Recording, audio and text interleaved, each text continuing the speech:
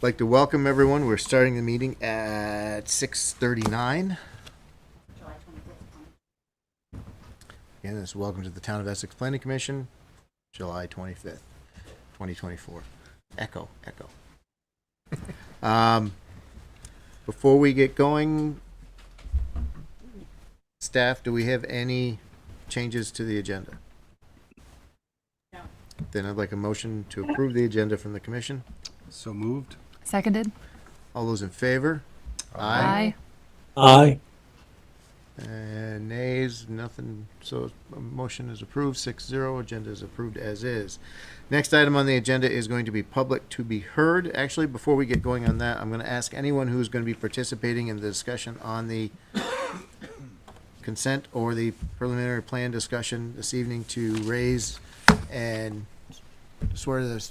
Any testimony you present this evening will be truthful to the best of your abilities. Raise your. Signify by saying aye, please. Yes. Aye. Online, I think we've got a couple folks. Zimmerman, Johnson, and Mukesh. You're going to be offering comment tonight. I'd like you to also acknowledge the oath. If you could pop off mute for a moment and just give me an aye. Yes, Mukesh Kumar, thank you. Thanks. So John Zimmerman and Yes, John Zimmerman. excellent. Thank you. Yep, and the K Johnson. Yo, you're okay. Okay, we are good to rock and roll on this then. So in public to be heard section, which is next, it's an opportunity for anyone to offer comments to the planning commission for items that are not on the agenda. It's also an opportunity for the public, staff, and planning commissioners to ask questions about consent agenda items, of which we have 2 this evening. With that, I would call for public comments and/or comments on the consent agenda items, which are 2 boundary line adjustments, a boundary line adjustment and simple parceling. Are there any questions from the commissioners? I see no hands raised, so hearing none, we'll move on now to the consent agenda items itself. We have 2. A boundary line adjustment at 265 Browns River Road and a simple parceling at the same parcel or combined parcels, whatever the delineation is. There was no discussion, so I would look for a motion from the commission to approve the consent agenda. I'll make a motion. We approve the consent agenda. I'll second it. All those in favor? Aye. Aye. Opposed? Consent agenda items pass 6-0.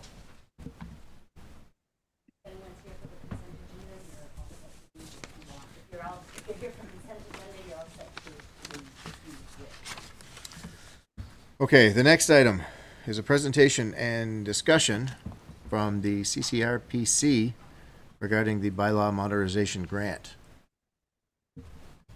Okay, have a seat. Join the table. State your name for the record. We all know you. Darren Shibler, Chittenden County Regional Planning Commission, but my colleague Melanie Needle online will be doing most of the talking tonight. Okay. Hello. Melanie, do you want to introduce yourself? Hi, everybody. I'm Melanie Needle, GIS IT manager at CCRPC. Hey. So, thanks for having us here. I'm going to start by giving some background on this project, which was to do a build-out analysis for a couple of areas of the town outside the Essex Town Center area, but within the sewer core. This is part of a bylaw modernization grant that the town obtained a couple years ago and hired CCRPC to do a lot of the bulk of the work. For context, the bylaw modernization grant is from the state of Vermont to promote walkable, smart growth places in communities throughout Vermont, to update municipal bylaws to enable those types of development to happen. And as part of the town's grant, you had applied for this to look at the Susie Wilson area, look at the Jericho Road area, in order to figure out whether bylaws could be modified a little bit to be a little more permissive of different housing types and a little more permissive of housing density.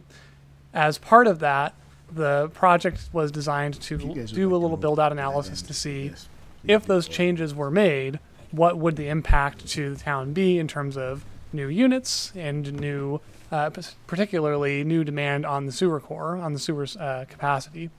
So this all started actually even before the bylaw modernization grant program came to be, when the town was faced with a couple of legislative changes that would have required a change to the minimum lot sizes across the state for all municipal areas that had water and sewer. There was a realization for the town that this impact was coming, this change was coming, and we needed to look at what those impacts could be. So we also wanted to look at the potential for increasing housing in the town, both for meeting other town goals, but also to meet regional goals and state goals of increasing housing affordability.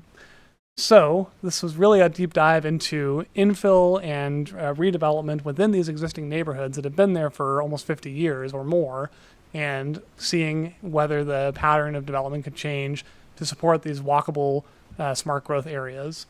So what we'll present tonight is a story map that goes into the GIS analysis that Melanie performed and walks through some of the findings, some of the considerations that we made and assumptions we made in doing that analysis, as well as the conclusions of what is the impact on the sewer allocation and sewer capacity, and some next steps for the town that CCRPC would put forth.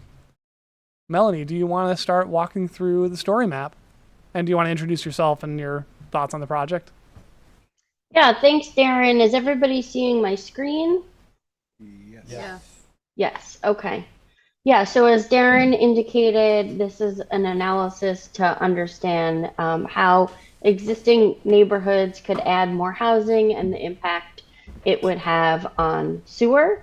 So we put together a story map which integrates the GIS analysis that we did to look at development potential and the impact it has on sewer capacity. And the story map is a great way to integrate narrative content, web maps that are interactive, and other static maps. So I will walk us through the story map. And I just want to know, is this the first time you guys are seeing the story map? Have you had a chance to look at it before? First time in front of them. First time. Okay, great. So this is basically when you load the story map, this is what it looks like. It's currently linked from CCRPC's GIS page. So after this meeting, if you want to review it, that's how you can get to it quickly. www.ccrpcvt.org and click on our GIS page, and then town maps, and you'll be able to access the story map, or we could put the link in the chat for folks as well. So a lot of the content of the introduction, Darren and I have already covered. The story map is broken up into different sections. We have the introduction. It goes into the building types that were conceptualized for this plan from the ETC Next work that the town is already doing. Natural resource constraints were a major component of the analysis to make sure that we are not encroaching on river corridors, wetlands, other natural areas. And then, as we said, the analysis was broken up into two study areas, the Susie Wilson Road study area and the Jericho Road study area, because those are the two areas that are within the sewer core, but outside Essex town. And then we have conclusions and next steps. So this map here gives us a sense of the areas that were studied in this project. The study analysis was done at the parcel level. So this is the Susie Wilson Road area. We looked at parcels along Susie Wilson Road, Pinecrest Road, Colchester Road, and then the Jericho Road area is here as well. Along Jericho Road, parcels were looked at for infill potential. The project also considered different building types to assess how the study area was going to evolve. given those building types, we needed to assign the building types because different types of buildings have different sewer allocations. The building types that were used in this project were from the Essex Town Next Master Plan. So, we sort of pivoted off of that to, use building types that are cohesive and, unique, or not unique, but, familiar to Essex Town. So the first building type was duplex. I'm sure everybody knows what a duplex is. 2 units attached to each other. They can either be attached vertically or horizontally. With the passage of the Home Act, duplexes are allowed everywhere where single family homes are allowed, and duplexes help a community to add more units among already established neighborhoods. The sewer capacity or sewer demand for a duplex is 140 gallons per day. The second building type that we used in this analysis is a 3 or 4plex. That's a collection of individual attached single units. Like duplexes, townhouses are a great way to get some density and add more housing. Also, heating and cooling costs are lower given fewer exterior walls. And row townhouses also create a highly aesthetic streetscape, which can increase the walkability of an area. The sewer demand of a townhouse is 140 gallons per day, very similar to a duplex. Multifamily, it's a building that consists of many units, single entrance. The sewer demand for a multifamily building is 100 gallons per day. So you get some more efficiency with your sewer demand in a multifamily building. Similar with mixed use. When the mixed use building here is essentially apartments stacked above pedestrian oriented retail, office, services, or restaurants on the ground floor. And then the last building type that we conceptualized in this project are accessory dwelling units. So we pretty much assigned accessory dwelling units for existing single family homes that didn't have a lot of residential potential, but because of state regulations, you can add a dwelling unit pretty much, an accessory dwelling unit pretty much anywhere there's an existing house already. So now we're going into the natural resource constraints. This map here is interactive. It's the Susie Wilson Road study area. The constraints that were mapped here are consistent with the town of Essex zoning regulations. Areas of land that occur within floodplains, wetlands, or steep slopes are considered undevelopable. So the area where there was a presence of those constraints that was removed from the total parcel area. And there's this narrative here that explains the methodology.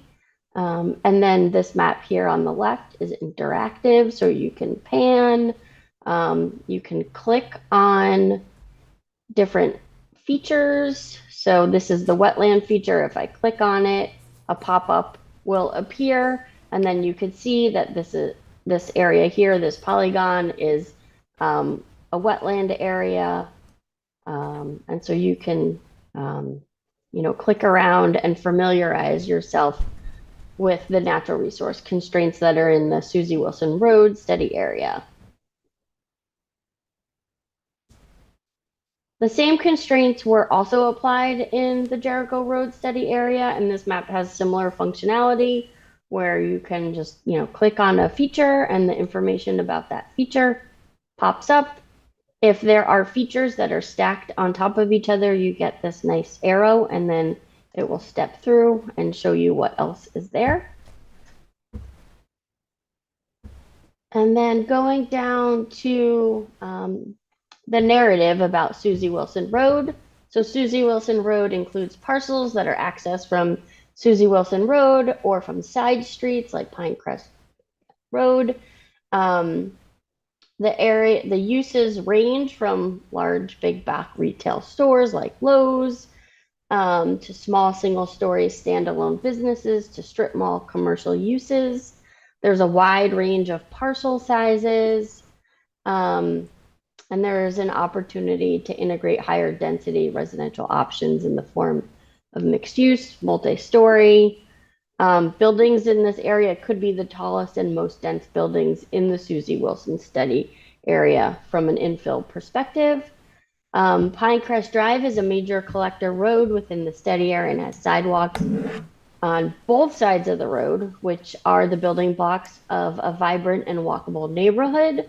So that area, we are suggesting, has the potential to evolve into small scale mixed use buildings that are oriented along the streets to create a high quality neighborhood feel with higher density housing and retail services. The parcels along Colchester Road are on the northern edge of the Susie Wilson Sewer Core area. Indian Brook is a significant constraining feature in that area. And as I mentioned, we did take a look at natural resource constraints. Parcels in this area have the potential to be redeveloped to allow for more housing units and types of housing options combined with additional small scale commercial uses in the form of mixed use buildings. So these two maps over here are interactive, so you can click on the map. You'll need to zoom in a little bit, and this will give you a sense of what the zoning regulations are currently in effect for Susie Wilson Road area. You can click on a feature to find out what zoning is present there. Pretty basic map, but it gives you some functionality. Okay. Oops, that's not what I wanted to do. I apologize for that. I need to get back to where I was. Okay, sorry about that. And then this map here is a map showing the building types that we assigned to each parcel. So the areas in turquoise are where we modeled these parcels being redeveloped into 5-plex or larger buildings. The areas in orange are 2 to 4-plex buildings. So, the orange and the turquoise area are more like, townhouse style development. The areas in black along here on Susie Wilson Road are parcels that could be redeveloped into mixed use. And then the areas in gray are those areas where there's accessory dwelling unit potential for existing single family homes. And I just want to mention when we did this. Go ahead. Thanks, Melly. When we did this analysis and we looked at these parcels for redevelopment, we did this in concert with town staff, including Catherine and Aaron Martin, Annie Costandi, and I think there was one more person in the room. Kent, were you there? I can't remember.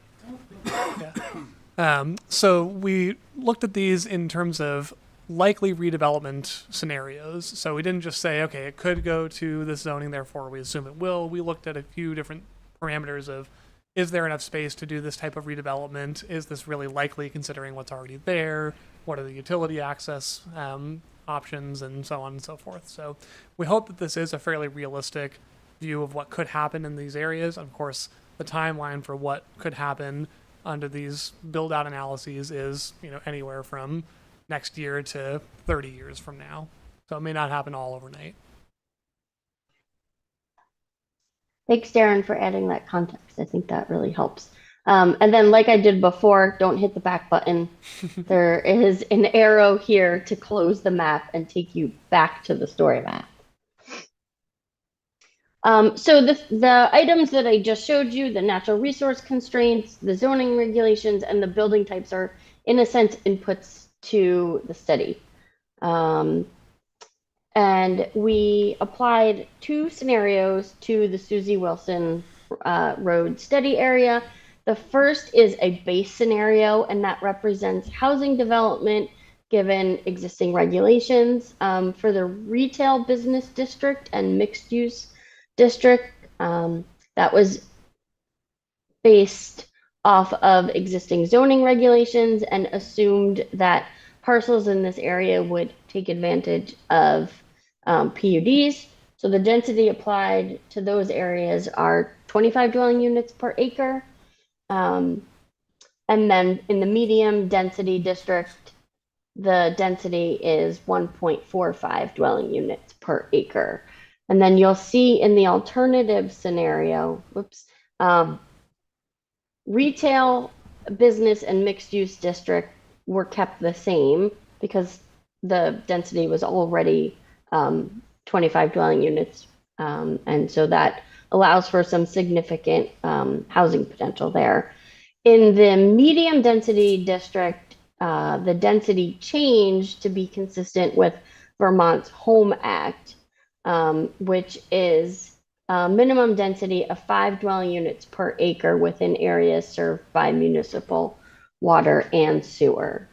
And so this map is, this is actually a dashboard which gives you the results of the base scenario and the alternative scenario. So I'm just going to do a quick demo on how it works. So over here it says click anywhere to interact. And so this is a parcel-based analysis. You could click on a particular parcel. So I'm going to click this one. I think this is maybe the Essex Town Marketplace. Yes. The retail business zoning district is covering this parcel. You'll get a pop-up menu. So the dwelling unit potential here is 121 units. It's basically, contemplating redevelopment. You have information on the buildable acres, the percent buildable, what the sewer demand is if that parcel is redeveloped, and the chart at the bottom will update based on what you select in the map. And then to unselect the map, you just click this X over here, and then it goes back to the default of graphing the dwelling unit potential over here on the left by density, and then the sewer demand by, by zoning district. So for example, in the retail business zoning district, 532 dwelling units could be developed in that zoning district. And then you can look over here on the right side to understand what the sewer demand is. Same kind of idea with the functionality on the alternative scenario. And then just again, this scenario, the only area that changed was the medium density residential zoning district. It went from like 1.5 dwelling units per acre to 5 dwelling units per acre. So you can see the impact it has on the sewer demand in these as well. And a couple of comments on this Sure. Map in particular. So the alternative scenario assumes that the town could extend sewer throughout the entire study area. Currently, sewer only goes a little way down Pinecrest Drive up to about Pioneer Street in that Paynesville neighborhood, the area off of Pioneer Street. But if sewer were extended there, you could see that a few of those parcels further along Pinecrest Drive towards Colchester Road would have some significant redevelopment opportunity. The other thing I want to call out on that front is that looking up towards the Susie Wilson bypass at the intersection where Gardenside Lane comes in, on the south side of that intersection, there is significant redevelopment and development potential if sewer were available there compared to that base scenario. So just pointing out these potential opportunities for the town to consider in terms of enabling housing in places where there's already significant development, there's already neighborhood fabric, and there's already an opportunity for utilities to put in without as much cost to extending it outside, the super core area, outside of areas where it is essentially greenfield.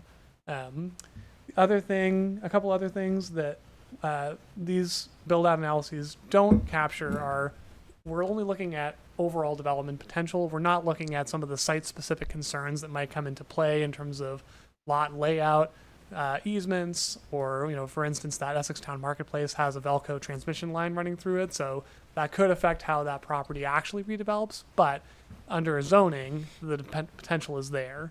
And so just keep that in mind as you look at these.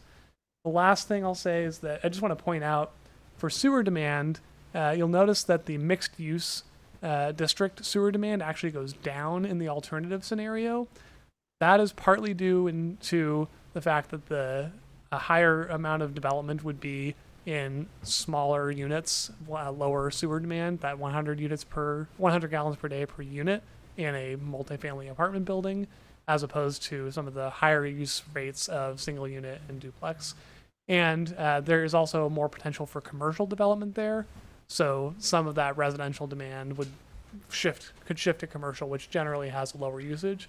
We did account for that in the analysis, reserving 30% of those buildings for commercial use if there was a mixed use component. Thanks, Darren. Okay, so moving on to the Jericho Road study area, the concept and the methodology is pretty much the same as we've already discussed. This is the map that shows the building type assignment that we did with staff. So there's some significant potential. I think this is the existing lumber yard. The areas in turquoise are 5 plexes. The areas in orange are row houses. And then again, in the existing neighborhoods, showing the potential for accessory dwelling units. And then there's one parcel here where the mixed use building type was assigned. And so, like we did previously, we do the building assignment, figure out what the development potential is, and then assign the individual sewer demand for each of the unit types. For the Jericho Road study area, we only had one scenario. And that was because there is existing sewer here already. And so and so we modeled the scenario along with the Home Act. So everything was, the dwelling unit density was changed to 5 dwelling units per acre in the Jericho Road study area. And so the comparison between these two maps is what the current sewer allocation is for the town sewer ordinance compared to what it could be as a result of development potential. I think that the town sewer ordinance is expressed in EUs, which are equivalent units. We made the conversion to gallons per day. So currently, the sewer demand for future development is assigned to be, or allocated to be, about 30,000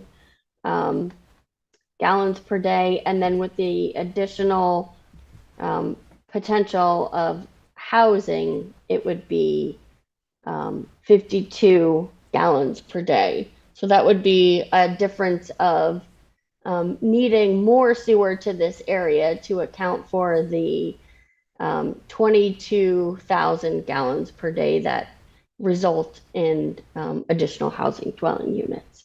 Darren, was there anything that you wanted to add about this study area? Not too much about this, but I got a quick question on that, Melanie. Sure. I know we've said that area is it already is served by sewer, but not all the area is served by sewer. So there's a number, like I know that in the Perry and Levine, there's only a small subset of the houses that are served by sewer in that neighborhood. And I know it looks like you've got listed in green on the left-hand side for those that currently don't have sewer, or don't have sewer accessible to them. So does this also include that everything within an area that's served is going to be provisioned so that it can have sewer? yes. And So for most of okay. Sorry. I'll let you answer that. Sorry, Melanie. No, go ahead. You're in the room. All of these areas are within the sewer core, and once they choose to connect or septic systems fail, would be required to connect to the sewer system as long as they can get access. I was going to say, because I know like on the left-hand map, that section of Perry Drive where it's on whatever section it is, south side of Perry or east side of Perry, there's no sewer accessible there. Yeah. At least now. But this looks like it would be potentially something that might drive line development, line installation. Potentially, and so that's one of the outcomes of this project is to highlight the potential for development if sewer is available. With the Home Act and that higher density, the return on investment for both the town and the property owner is higher because you can get more density and more housing units out of that development if sewer is available. So it changes the financial calculus a little bit. It also, this is again assuming that some of the technical challenges for the town's sewer system can be overcome. A lot of that work is already happening anyway. Some of those upgrades are planned as part of the sewer capacity study and some of the capital investments that the town's going to make. So some of these, the Perry Drive and Levine Drive neighborhood is a relatively small part of this study area, and we figured that the chances are pretty high that sewer would be extended there, probably even more so than the rest of the Susie Wilson area, the Painesville neighborhood, Pioneer Drive, and so on, just because it's such a shorter distance to connect. But yes, to answer your question, the base scenario assumes that they already have sewer, so that may be something we could have changed a little bit, but it was a small enough area that we didn't think it was worth doing a fully different map. Yeah. Okay. All right. Thanks, Darren. So just like other maps, this one has some interactive pop-ups. You would click on a parcel and information about the parcel appears. A lot of the data in this map showing the current sewer allocation is off of, it's based off of the town's current sewer ordinance. If you want to select a parcel to get some information about a collection of parcels, you can highlight the parcels, and then the indicator up here will update, and it's adding the current sewer allocation for those parcels.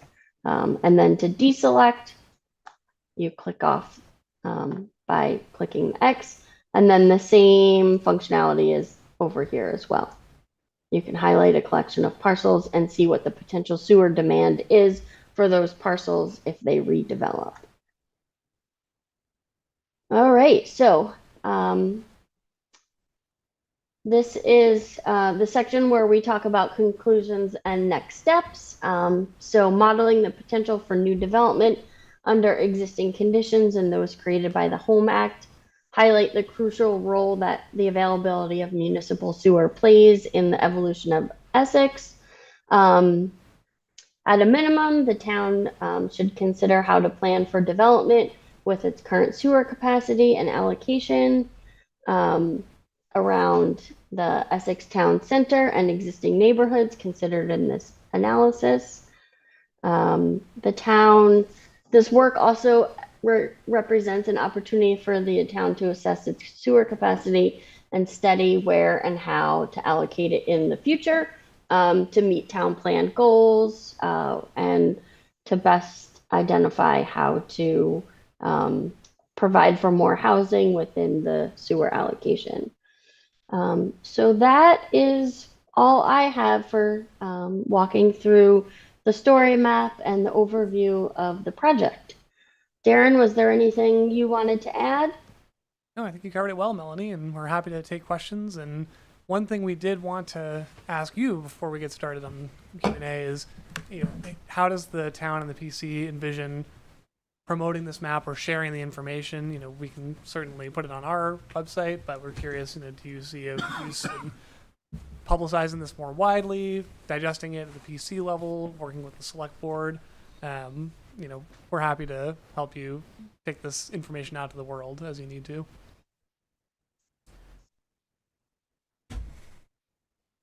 Catherine, do you have any thoughts on that before we start? Sure. So I think it would be great if we could, I don't know if it would stay housed on your site at the CCRPC and we would have a link, or is that, I'm imagining that's how it would be. I think we could definitely have it on our website with a little explanation of why it's there and what it's looking at, and highlight that, I'd say, the conclusion. I know initially when we were doing this project, the thought was that there would be some updates to our zoning regulations as a result of this analysis. And I think what we've really determined at the end is that the Home Act is really what is our update to our zoning regulations that we need to do. And then we also then need to look at our sewer capacity and allocation. So I think it's going to be a useful tool. Public Works is going to be doing some studies with the sewer capacity and allocation. So this I think will really tie into that work, and looking at the need for capacity in particular locations. So targeting the sewer allocations to those areas that we can actually get some benefit for when redevelopment. Right. And I think we've always thought that the Essex Town Center area really is the priority, which I think it remains the priority, but they're definitely, I would say the Susie Wilson Road area and somewhat the Jericho Road area definitely show some potential just for more allocation potentially. And one of the outcomes of this project is you can get a quantifiable number for what's likely to happen in terms of sewer demand in these areas under the Home Act, under those new development rules, and it's actually a lot less than we maybe considered at first going into the project. We were thinking, okay, if everything redevelops at 5 units an acre, that's a significant change. But in looking at these properties and in looking at what's realistic, and then assigning those sewer capacity or sewer use rates to those different housing types, we've realized it's not as drastic a change as it could have been, as we feared. And so the town does have significant capacity still in its sewer system. It may not impact the town center's allocation as much as we thought when this project was first conceived. So that is kind of a nice outcome of this project to show that. But it also highlights that there is opportunity for maybe even going further than the Home Act in the areas where there is already sewer access through the actual infrastructure to really maximize the return on that investment. Thoughts, questions? That's a lot in one sitting. Well, that's why you got a story map, so you can take your time and digest it. Just that, I don't remember when this all started and stuff, but approximately how long did it take you guys to get to this point? So I think we first came up with the idea for this in 2020, but we didn't get the bylaw grant for another couple of years after that. CCRPC's work started when, Melanie? It started in 2022, and we had some delays due to software and staff turnover. All in all, I think it was like a 200-hour project. So, it took us a few years to complete, but I think we have a great product, and we'll give you guys some good information to see how to evolve these neighborhoods. And I'll mention that if the town is interested in additional analysis in this vein, in these areas or in other areas of town, we now have a good framework to apply and be able to explore different alternatives or other areas. And we are actually, I think, using this process with other towns through some other work that we're doing. So it's been helpful for CCRPC, and we hope it's helpful not just for Essex, but for all the towns in Chittenden County as we look at how to implement the Home Act for everyone in all of the county. Catherine, I'm wondering if we could set some time up at a meeting, and if we have the opportunity to have more of a planning meeting to discuss how we can use this, because it's a lot to digest at once for me. I'm old and Absolutely. slow. Agreed. Yep. And it would be neat to see how we can maybe apply this and leverage it when we're talking about zoning changes and so forth, because that's right off the bat, that's where I see the advantage. If we start talking about zoning, we pull this up, is this an area that we can a small change will allow this to happen easier. Home Act will make it happen anyways, but, Sounds like a big project for the new planning commission. well, yeah, but I don't necessarily think we want to wait until, I mean, I'd like not to necessarily wait until we actually have a new mission for the planning commission, but, just if we have an opportunity in the next couple of months to sit down and look at this to see how we might leverage it. And it might be something we would maybe invite Darren or Melanie back as a workshop sort of thing, is like, how would we use this? What were some of the effective ways we could leverage it in an actual planning process, or you guys do, whatever, but Kent. Was there a consideration when you were doing this on how this would impact traffic demand, and is there a way that kind of that could be combined in with this, because not only the vehicles that would be trips that would be generated, but the potential to make transit work a lot better because of the extra demand might, is there a way to combine that with this that would? Yeah, that was actually an idea in the original scope of work, to look at both sewer, water, and transit or transportation impacts.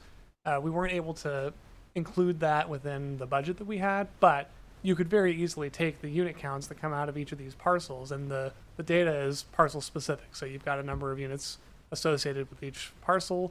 You can convert that to transportation, trip demand pretty easily, and then those inputs can be brought into CCRPC's regional transportation model and our transit modeling with GMT, so that we theoretically could do that. All of that would be additional projects, different additional scope. But that's sort of the idea, is to try and get this data built at the parcel level so that we can start doing more analysis like that. Yeah, that'd be really helpful to have that, and if there was a way of kind of charting when you're reaching some kind of capacity level, whether it's with water and sewer going through pipe or traffic going through road intersections, you could anticipate that bottleneck ahead of time and plan for investments that would be needed before it got to be a crisis. Right. Could be really useful for impact fees and capital improvement fees and planning. The other thing I'll mention, just as a use of this, is the town have recently did an update to the town plan, but the next time you do an amendment or a readoption of your town plan, you'll have to do include the housing targets that the regional planning commission gets and then sends out to the municipalities. This is a great way to show not only that you're able to accommodate those targets in the areas planned for growth and the areas that you've enabled that development to happen, and it also can show that you're making progress towards meeting those targets, all of which are requirements in the new statute. Okay, cool. Sounds like we need to do some more workshop on basically how to leverage this tool better and what opportunities there might be to maybe expand it going forward. So thank you. Yeah, thanks for having us. Thanks, Darren. Thanks, Thank Melanie. you. Melanie, thank you. Thanks, Melanie. Okay. So next, that was it's an interesting tool. Yeah. So I mean, I think that'll be. I just see some interesting uses for that. We now have a public plan hearing. This is continued from back in April of this year. Public hearing is still open, so we'll take public comment as we go. But I think Kent and Brian, do you guys want to present the current state to us, or have a discussion, or what do we want to do with this at this point, Kent? I figured I could just let you know where we're at. Yep. At this point, and things take it from there. You need to go. Yes, please. Okay. So this project has been before the Planning Commission a number of times, and the sticking point that we've had has been mostly about the impacts to the steep slopes. At the last meeting, it was continued so that The planning commission directed the town to find a firm to do an independent technical review of the application materials to compare that to what staff had already found with it. But Public Works tried to find a firm to conduct the technical review, was not successful in finding a firm, and they then looked at the information some more and provided a follow-up memo and some additional information, and the memo was provided in your packet, and the additional information from there was also in the staff report.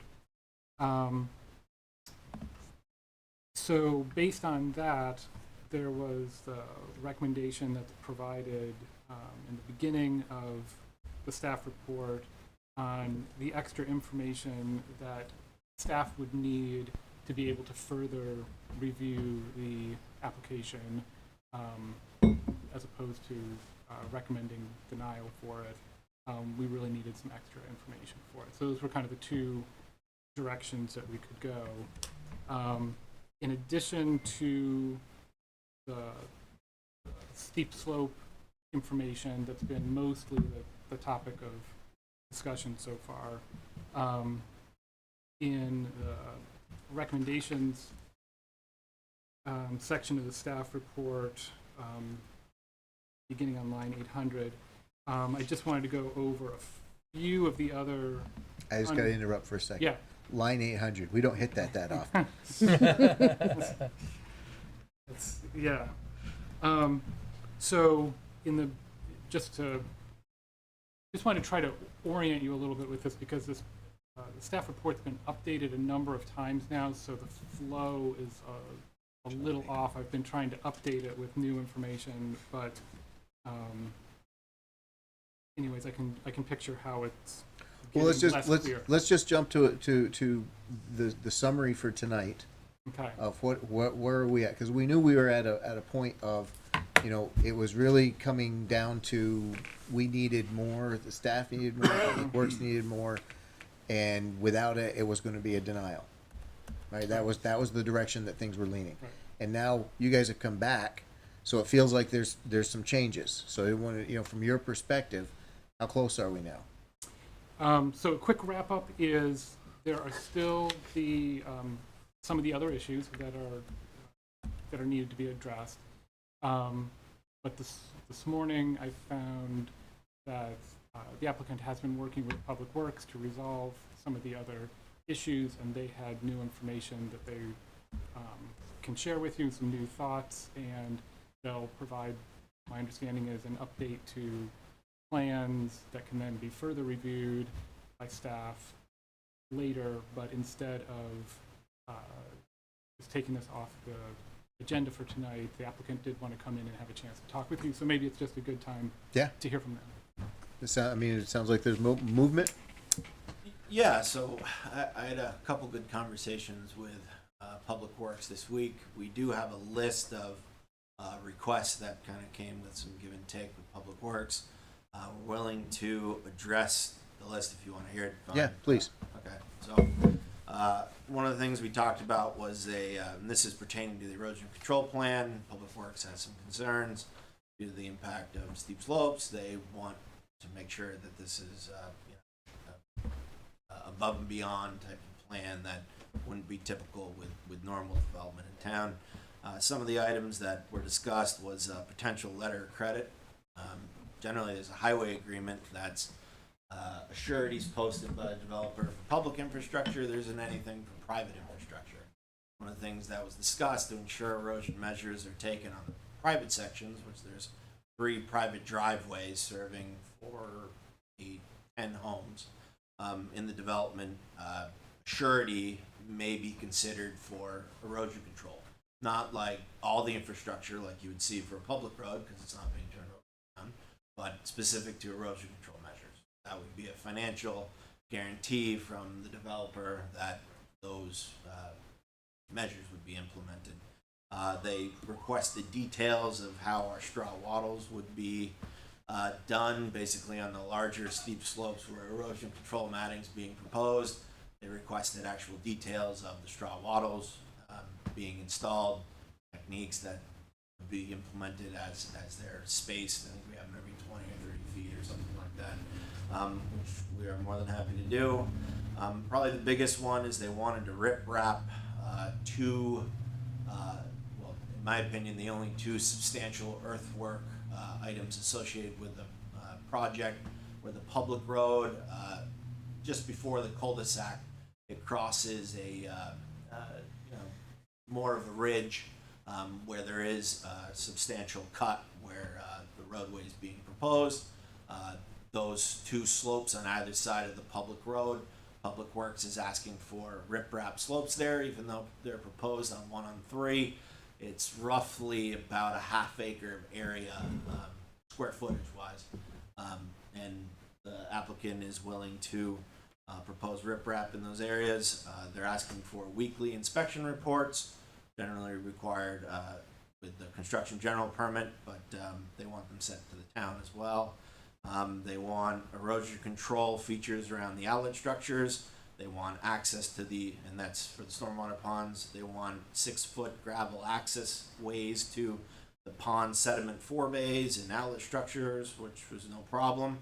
And then they wanted us to extend a stone line ditch that's proposed on one of the driveways that's in excess of 5%, an extra 150 feet. So we're willing to make those changes. We believe and create a erosion control plan that is approvable by the Department of Public Works. We're here tonight to talk about, your general feedback of whether or not, that's a road we should go down or not. We're more than willing to go down that road. We think coming up with an acceptable plan is definitely in the cards. But obviously you folks are the ultimate deciders on the application, so we wanted to get your take on it. So, Kent, before we jump into back and forth here, you had indicated that there was still some outstanding, is there a significant portion of outstanding questions that you need to still review beyond, because if they meet, if Public Works and the applicant come to agreement, that was a big chunk of what we were trying to mitigate. Is there significant quantity of items left, or I think all the other items seemed relatively small, and my sense was you were waiting to just see if the big issues of steep slopes could be addressed before addressing some of the smaller issues and spending the time on that. So I think the other items that are listed in the recommendations section, they'll take a certain amount of time, but they all seem quite doable. so commissioners? We've been on this ride for a while. You guys are new to this roller coaster, but what are your thoughts? I mean, I'll be quiet a little bit for a minute or two. What are your thoughts, Georgia? I'm really torn on this, and I feel a little bit out of my depth. I think I want to see more houses there. It's a sewer core. I like that idea.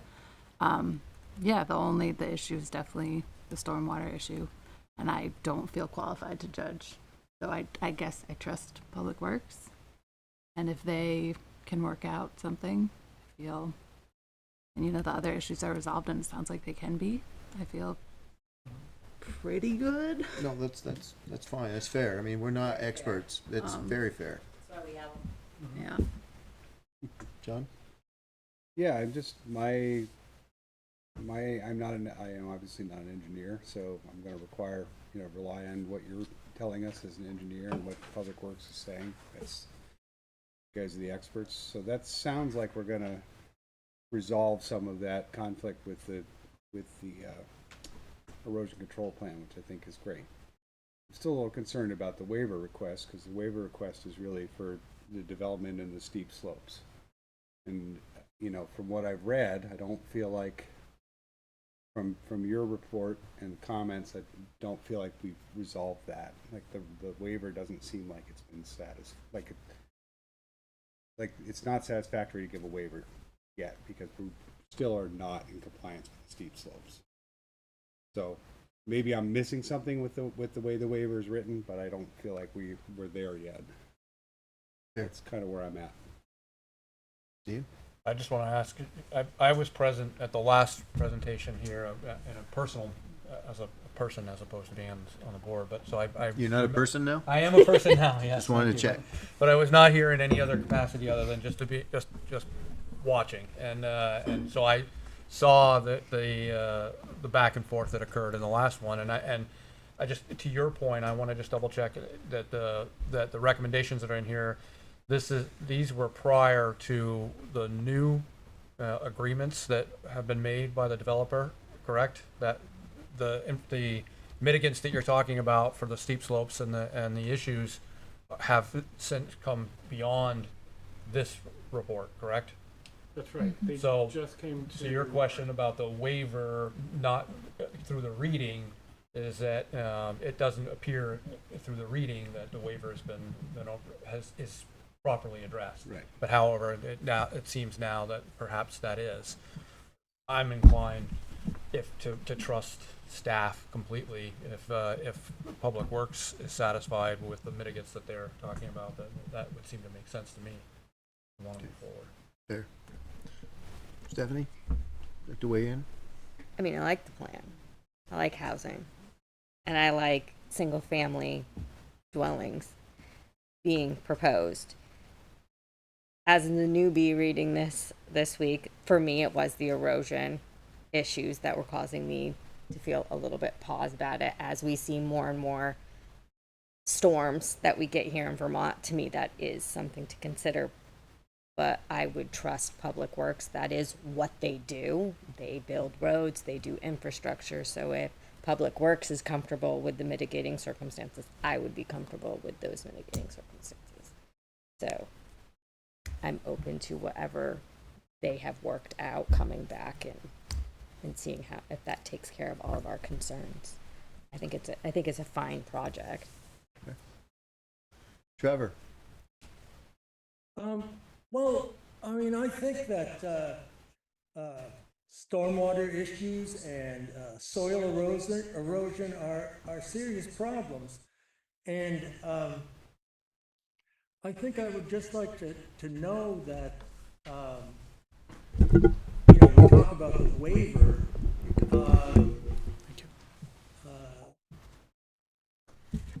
15% and 20% slopes are pretty steep. And if you want to have a waiver and go beyond that, before going forward, I would like to know more about it, this waiver. And I don't think it's a trivial issue, and that's just my opinion. Thank you. I'm in agreement at this stage. I'm very encouraged that we're getting agreement between applicant and Public Works, because there's an awareness, even in the Public Works memo. I would want clarification from either you or from Public Works. There's a line in here that they said in their memo, the applicant's engineer needs to provide details on how they intend to prevent this from happening again. So we're looking forward to longer term, and I want to make sure that we have a long-term plan, which the monetary, I forget the term you use for it, but the surety? It's a surety. Okay. It's like a bond. That may be good, but are we putting function, features, mitigations in place to prevent it from occurring? And I don't know enough to know if the language that you guys were talking about was going to do that. When I hear straw, I think temporary. So, hang on a second. I'll go, because Kent was in front of you. So I think that, to me, is the kicker that I want to make sure that we're all solid on, is that long-term mitigation is there, so we don't have people getting, roads and driveways and everything wiped out and then having to recover them. Because that's what we've heard consistently from folks over some of the last rounds. So I'm really encouraged that we're getting that we're working back and forth on some of this stuff. Kent? The one thing I'm still trying to resolve, or maybe for you to resolve, is so Public Works has been looking at this very carefully to see how could this be done in an adequately stable way, which I think they're working with the applicant to figure that out. So even if they figure out how to do that, that doesn't, to me, really address the fact that development in these areas is prohibited. This is just providing an adequate plan that we would expect for anybody to do, regardless of it being either discouraged or prohibited. So what is it special? What's special about the regulations, either saying that it's discouraged or prohibited, that's different from just an adequate plan?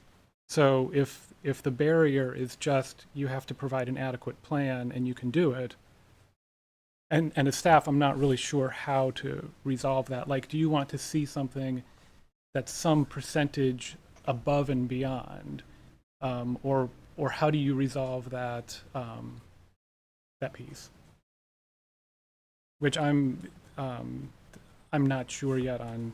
See, how I you would think do from my perspective, I'm looking only. I'm looking for a longer term, mitigation that's going to work. It's going to be there, through the construction process and following it, and 10 years down the road, that it's a stable process.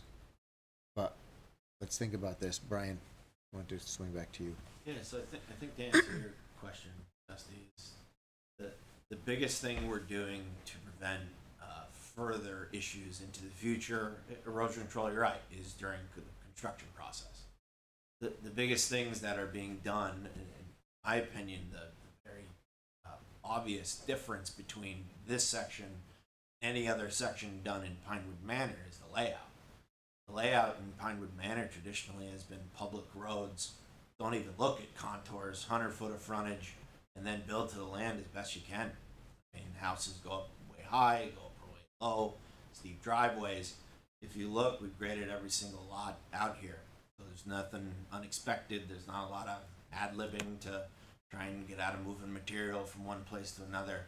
The houses are sited in the flattest areas possible.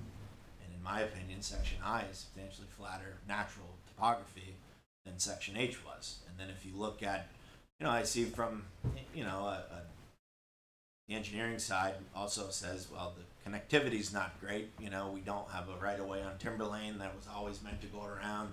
We got 4 dead end roads, but that's all done. 3 dead end driveways and a dead end road. And it's all, the purpose behind all of it is to site the units in the flattest spots possible while getting to them in the most efficient manner possible. And that's really how into the future we're looking at mitigating issues. You're right, construction is one thing, but into the future it's not having a 30% driveway. It's not having your house built on a substantial slope. It's the homes are sited in the flattest spots possible. If you look at some of the slope creating exercise we've done, it's a whole sea of blue, which is 20% and above. It's a 100-acre piece. The vast majority of that blue is not being impacted. Homes are sited where it's shaded green, which is the less than 15%, and then there's some speckling of yellow and blue, which is the yellow is 15 to 20, and blue is the 20 and over. But there's no question in my mind the design is what sets this aside and apart from Section H or any other parts of Pinewood. There's never been multifamily units in Pinewood. Now there's triplexes at the end of the cul-de-sac here. That's done in an effort to, and as a traditional PUD should, conserve natural areas and consolidate the densities in a sewer core in a town that desperately needs housing. Not just apartment buildings, all different types of housing. And it puts them, in my opinion, where they should go. There's 3 routes of there's 3 different right-of-ways of public access. And at Kent's point, what makes it different? There's a master plan of 70 plus units. Town has allocated 70 plus units of sewer allocation already to the piece. There's 3 different points of access. and water and sewer is plentiful in this area.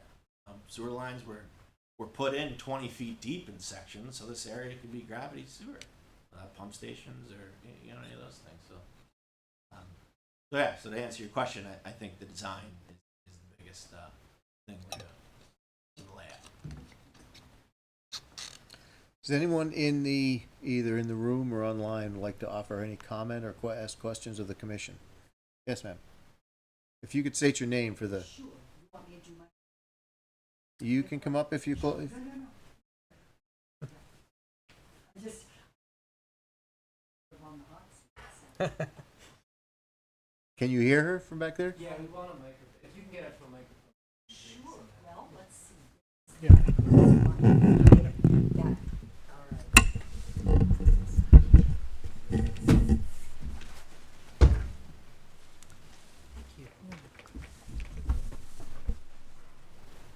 But don't touch the mic.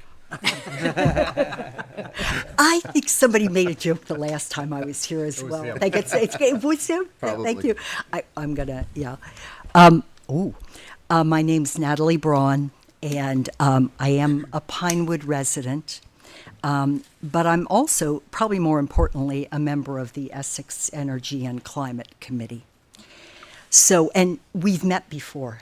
Most of you have met me before in a setting much like this, or exactly like this, actually. So my opposition to this development, which involves a significant destruction of a sizable woodland and all the downstream impacts when you destroy a woodland ecosystem, is known to you. You know already, you've heard my remarks before. And I recognize that my comments may not alter the trajectory of this final decision. I know that.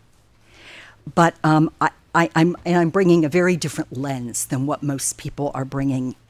But I'm hoping that by emphasizing the lens I'm going to comment on and have commented on before, is that it just raises the awareness in terms of looking at future development proposals when they come through, because this has been a long and fraught process. It has been. I think I've been at every meeting, and it's difficult. There are, as Donald Trump said, there are good people on all sides, both sides. It's very challenging, and the further you go into the process, like where we are tonight, the more difficult it is. So if some of these things, so that I feel like if the environmental cost of a development must increasingly be taken into account in the approval process as early as possible, as we are truly in the midst of an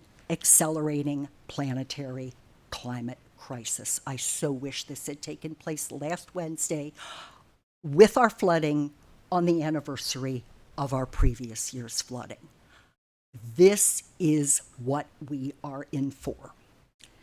And it's often viewed as this monolithic, overwhelming problem that is what we in Vermont don't contribute that much, we don't think. And so what part do we possibly have here in addressing, again, what I believe and many people believe is an accelerating and completely destabilizing crisis?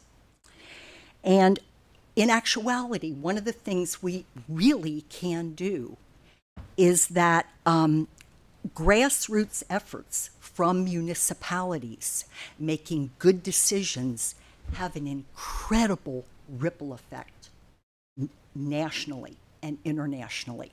Communities learn from one another. What bold moves do planning commissions make when they're faced with some of these very, very difficult decisions? For an example, what you are facing, it was perfect. It was the smart development plan. I know we need housing. I know we need other facilities. It's where do you put it and how do you do it? So if you can manage to do it in a way, and I was listening carefully when they were talking about this, and I know some of the places they're talking about, if you can do it without as little destruction of ecosystems that have value far beyond climate change mitigation. I mean, that's my thing right now that I'm talking about. But value far beyond that.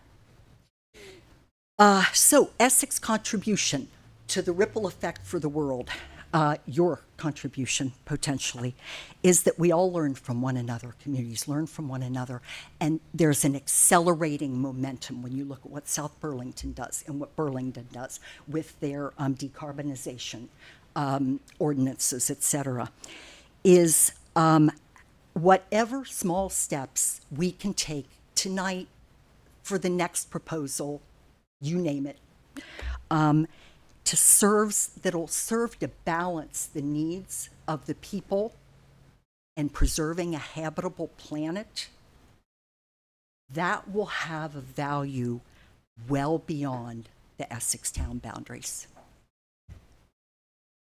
Thank you. Yes, sir.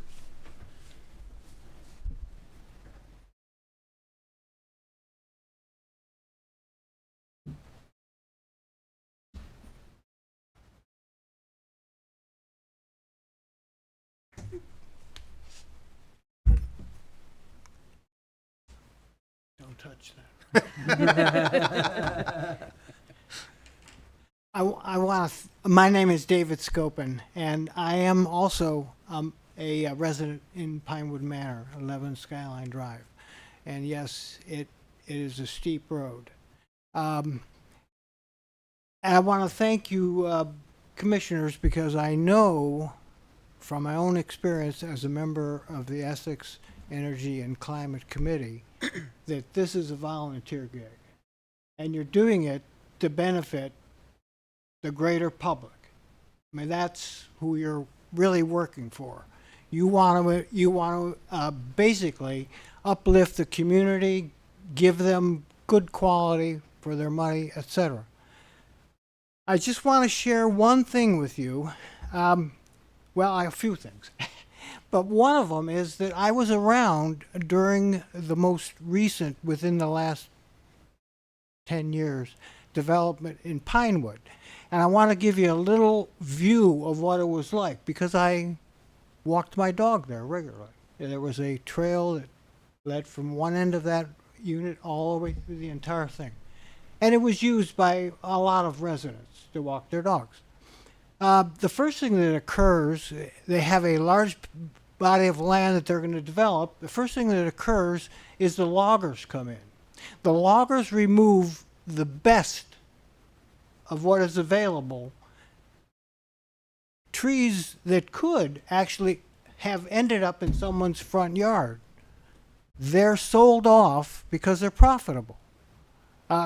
If you've tried to actually value a tree, they're very, very expensive, especially if they're 20 inches in diameter. You can't easily transplant a tree like that. After the loggers have come in, we start moving land around. Something that I just learned recently is when you move land around, you not only destroy the trees, which are carbon sinks, but you also release more carbon into the atmosphere, because that rich organic matter, when it's exposed to oxygen, releases CO2. This is Googleable, so I don't have to stand on fact here. The other thing is, naturally, you're releasing more carbon into the atmosphere because you're using very heavy equipment. And I was amazed. There were trucks that you'd expect at a highway construction site, off-road dump trucks, enormous things moving untold quantities of earth around.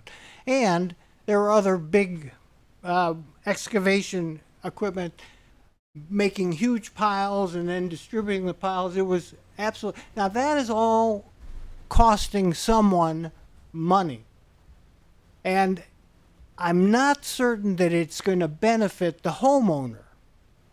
The homeowner, to really benefit the homeowner, we have to produce a house that is airtight, that during the summer you don't have to do much to cool it off. And during the winter, the same thing. These are available.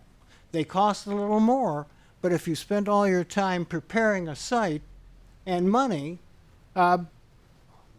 what's left? You have a large house that is not insulated as well as could be, possibly? Now, the other thing is, right, climate change is not going away. In fact, we will find in our lifetime, even in my short years, I will find that it worsens. And that's science. Unfortunately, we can't change that. That is science. So the fact that I haven't had any erosion in my yard in the past doesn't guarantee anything for the next 10 or 20 years.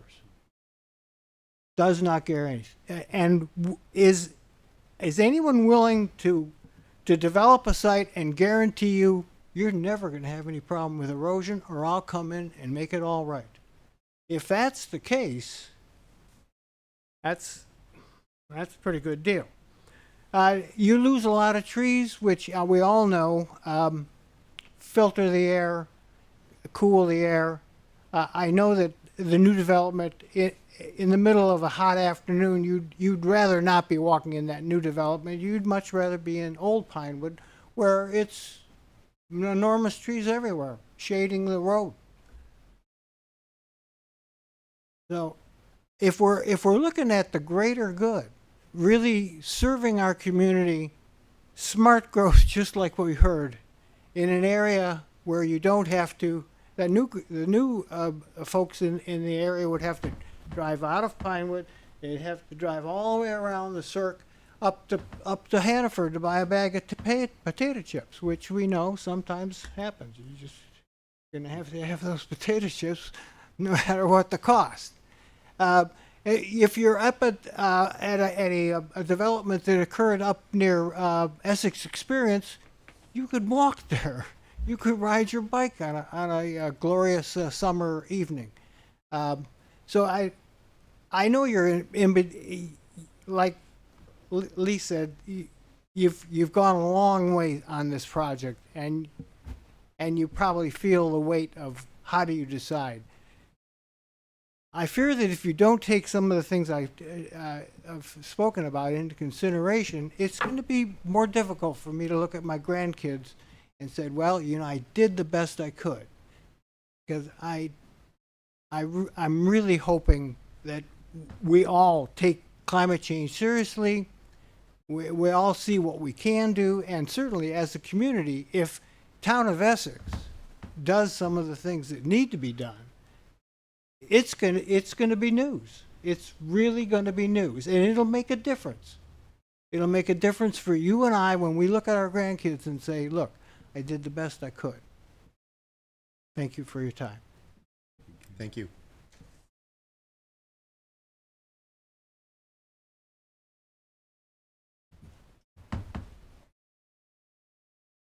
I would offer a comment. I think Old Pinewood in 1960s, 1970s had a lot of immature trees. A lot of the mature trees that are in Old Pinewood today weren't there when we were growing up, because there was new development then. So trees will grow, and we'll repopulate. So we aren't losing everything permanently, for sure. I am a little disappointed that the trail from the middle school to Pinewood is gone. And just saying, that was a quick way to go visit I things. do but remember, yeah, and it was a frequent user of the, I know, the old sand pit over there, my ribbon mill. it's a little wet trying to go through there now. It is. Does anyone else like to offer comment? I think you came in late, sir. If you don't mind, do you swear that any testimony you present this evening will be truthful to the best of your abilities? Yes. And your name for the record, please. John Craig. I live in Pinewood, and Brian was great enough to build our house. And I'm glad he did, and I'm glad we live there. This afternoon, I spent an awful lot of time reading several documents that, I don't know how many, it had to be 80 to 100 pages worth of documents that the board has provided with regards to this project. I've been following it from afar for a while. I just want to say that the job that you guys got to do on the planning board is absolutely immense. This business with the 25, the 15 and 20 degree slopes concerns me greatly because erosion concerns me. Concerned about the water down there terribly concerns me, whether it be in Pinewood or be anywhere. And the responsibilities that you've got is immense, and I can't thank you folks enough for what you're doing. That's all I got to say. But you guys got a hell of a responsibility. Good luck. Thank you. And yeah, those trees are gonna grow back. And Brian did plant a couple trees in our house. They're still alive. The maples, they're looking, They're still I alive. keep an eye on them. Brian, did you want to offer comment? Yes, Brian Marca, owner, applicant.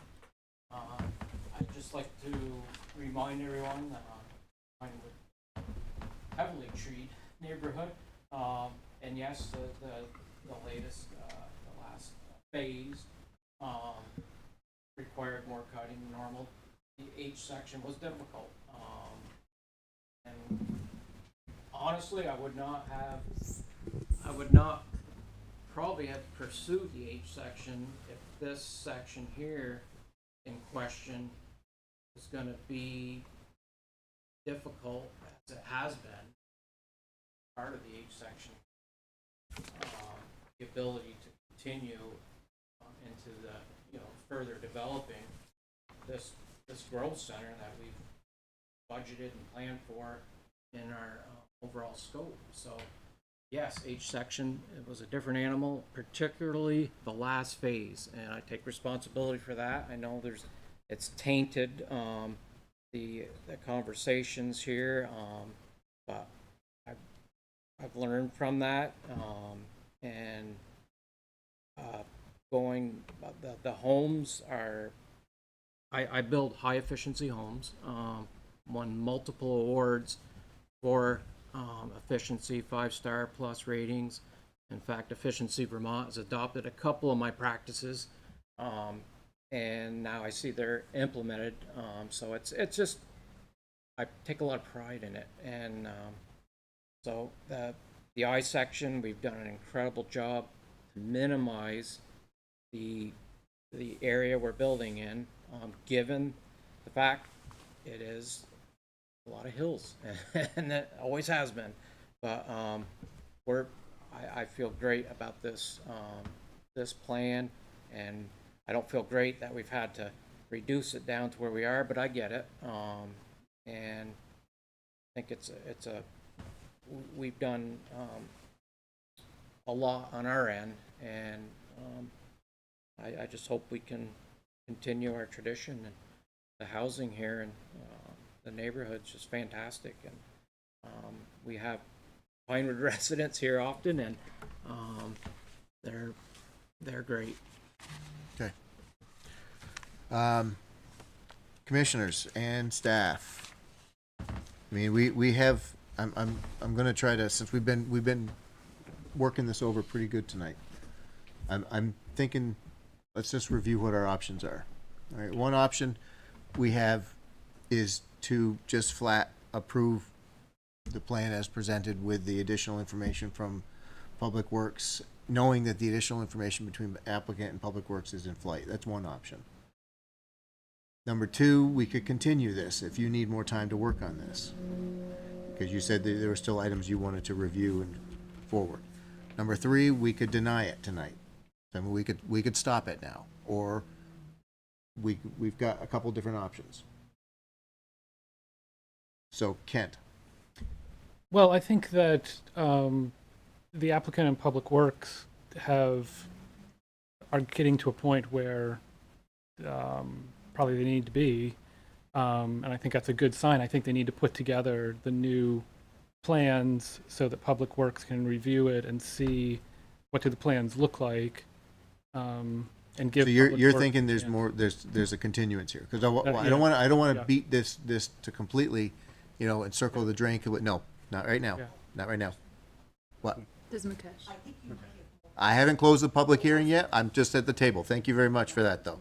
Mukesh, I'll come back to you in a moment, and Catherine, you as well. I agree with continuance. I think it's great to get Public Works memo with all their comments. But it's nice to see it in the staff report and final usually is the frosting of the cake. All the issues, all the other issues Kent spoke about, not a lot, but a few issues So- should be cleaned up with the continuance so that we all are on the same page, public and commissioners. Okay. Yeah, I don't feel like we can approve it. I think a continuance makes sense. Shu? Yeah, Sam, Sam, I got more comments for later. I agree. Okay. Trevor? Yes, I agree with the continuance. Okay, so I think that's where we're probably going to end up. Do you guys at this point feel, I mean, I feel like there's been traction.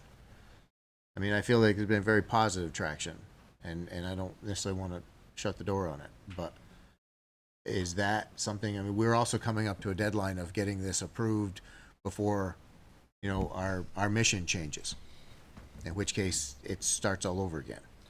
So do we feel that there's room, do we feel that there's time between now, and Catherine, you may have to weigh in on this. Actually, hang on for the, I want to go to Mukesh first, so we don't lose this. Mukesh, please. Can you hear me? Yes, yes. I just had a short comment that I know I've been in these meetings over the last number of years, and it seems like we keep repeating same thing over and over again. I'm sure the applicant is getting frustrated with the same kind of thing as many of the residents are. But I feel like I can believe the technical capacity of the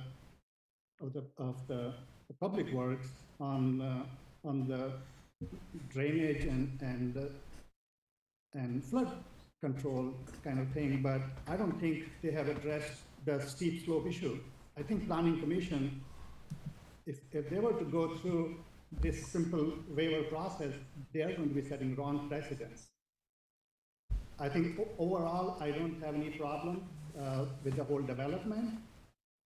It is on a difficult topography, as everyone knows. And I understand it is hard to make an economically viable plan, but I still see problem with the lots that have steep slopes. And I have not seen the latest, the lot tally, means which ones have been removed, which ones have not been, but I still have problem with I don't have problem with the lots that are on flat area. I have my lot that works fine, but in this region, there are too many lots that are being proposed on steep slopes. That's my concern. Okay. And by approving, you'll be setting up wrong precedents for the future applicants. That's it. Thank you. And I think to be quite transparent, Commissioner Schumacher also brought up the concern with the slopes and waivers, so that's something still to be ironed out. Yeah, that was going to be my comment. We might want to see what Catherine has to say. Catherine put her hand down. Oh, she put her hand down. Okay. I'm happy to speak up. I was pretty much echoing, we're going to echo what Sharon and Kent said, but I do really echo the, as Kent said earlier, this is maybe satisfying public works, but is it necessarily satisfying the zoning regulations of the 15 and 20% slopes? So it may be, but we need to see what they come back with for amended plans, and then you can make a determination at that point. Would be my recommendation. So, Brian, the recommendation is, at this point, it sounds like we're going to offer continuance. You've got huge amount of traction with Public Works to address their issues. We still have the issue with the requested waiver and the justification for that. And waivers are not lightly. So, I mean, you've got a summary of stuff. So, I mean, do you feel that you can get to a point with staff? I don't want to waste your time. I don't want to waste our time. I don't want to waste anybody's time. Well, that's kind of, a big reason why we're here tonight. If we feel that, a majority believe that having Public Works say, yes, we agree that this erosion control plan is fit for what's being proposed, then we're more than happy to do it. You know, we can address all the engineering comments. We can get you building elevations. We can get you whatever you want. You know, in my opinion, this is an issue that should have been flushed out at sketch. So, you know, we obviously have been holding off doing extra work until the. On our YouTube page like we normally do. Right. And we're still recording, so we can put the full meeting on YouTube from the room Okay. when it's over, but we just lost internet from Okay, your guys. so the folks that are online, can everybody hear going through Kent's computer? Okay, okay. If you can, So let, if you're having trouble hearing, make sure you say that you're having trouble. Or turn up your volume. Yeah. so I'd also ask that we follow up with town IT and get this resolved before our next meeting. 'Cause it's been You already happening. put in a ticket in, because we had this concern the last time you said there was an. No, this is a different problem, and I didn't do the. Okay, Yeah. that's fine, we'll leave it to another time. Okay, so I'm just gonna have to yell. I think, yeah. What? I think we're gonna need, you know, a continuance is appropriate at this stage, but let's have some definite targets. Number one, the full processing of the discussion between the applicant and Public Works to be included in the report. Maybe we even trim the report down a little bit to, if their question marks have been resolved, that's, you know, or we create a new section. We only got 800 pages. Let's go to another, let's aim for 12. You're at 1,000? Continue. So, and I'm just thinking that we want to, you know, I think the waiver, the slope issue is an issue, and as you've said, you don't have there's nothing in the regulations that lets you specify it can't, but we've got language that could be used to request a waiver. Why? Go ahead. Just as something for you to think about, one of the requirements in the recommendations here that I've listed under item D What line number? is on line 872, is the requirements call for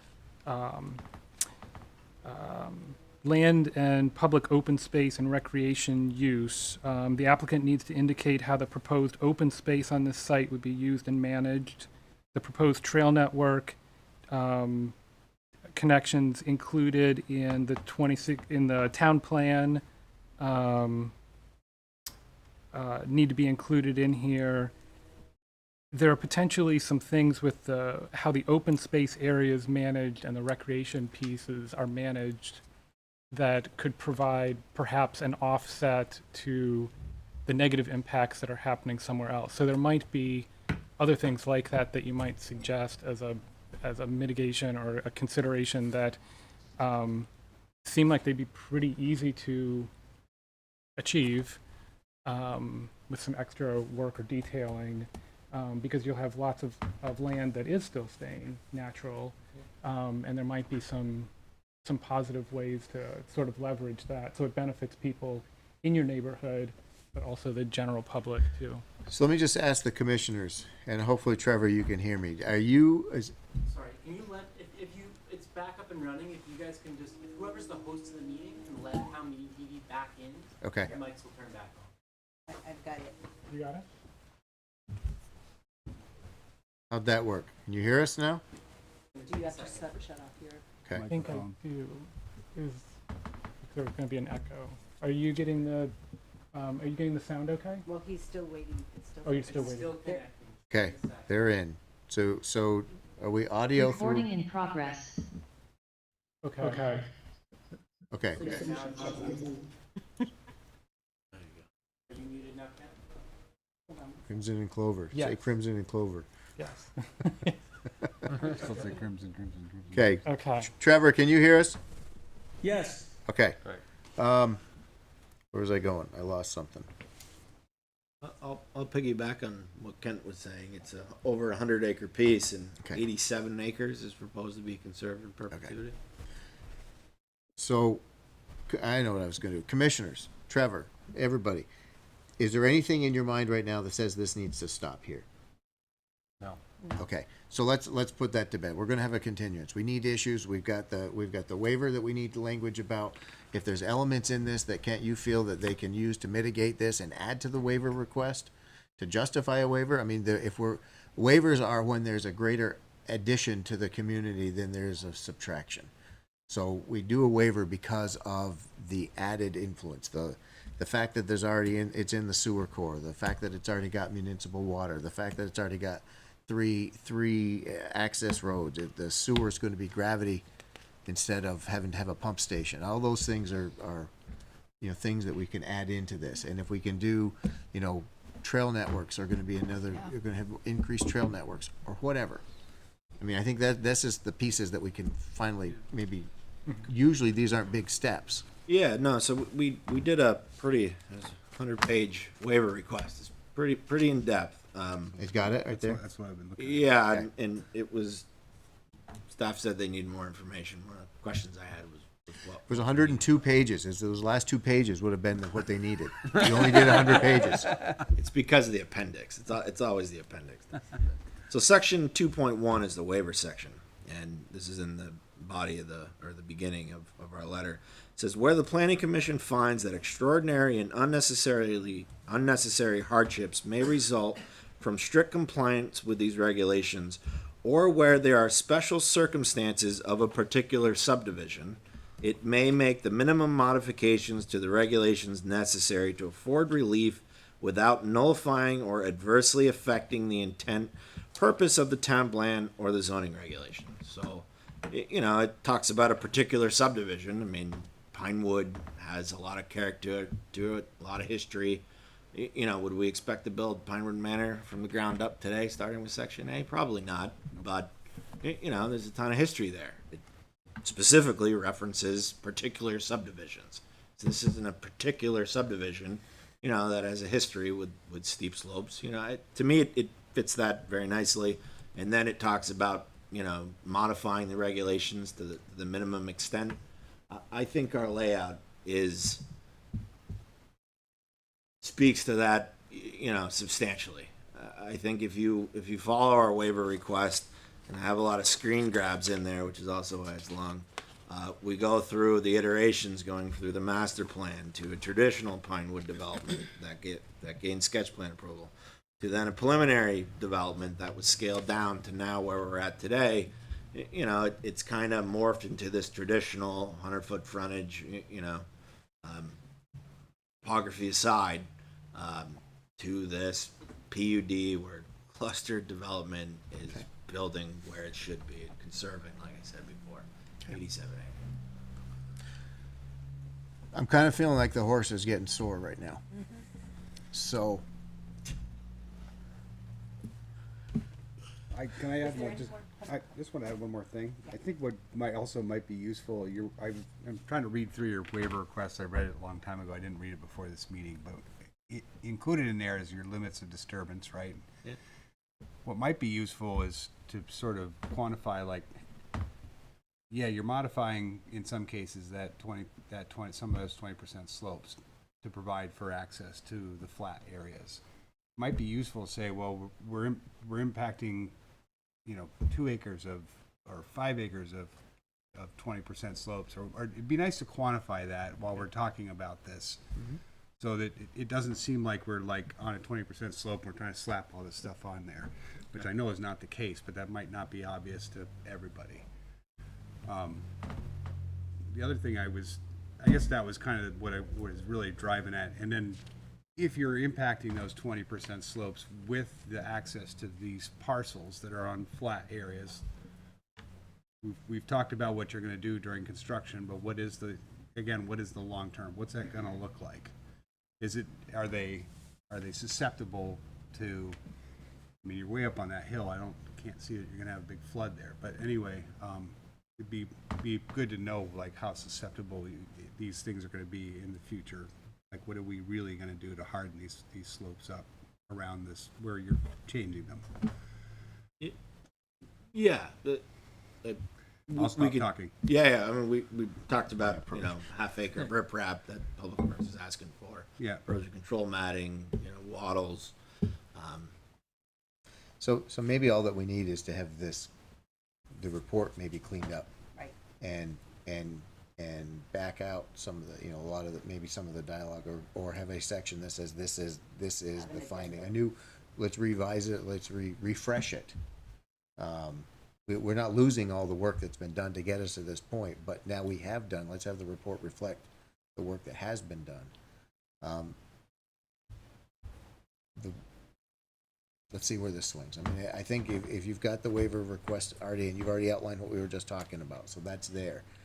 The commission so far is not, and Trevor, I think everybody had agreed at this point, we're not viewing this unfavorably. I think it's just a matter of redoing this to some degree. And it's probably you guys sitting down with Kent and saying, even if it's going line by line, and getting those pieces worked out, and including the Public Works. I'm more than happy to work off of the memorandum that we just got. That was kind of a summary of the 800-line staff report. So Yeah. you folks are happy to work off from that and not work back towards the staff report.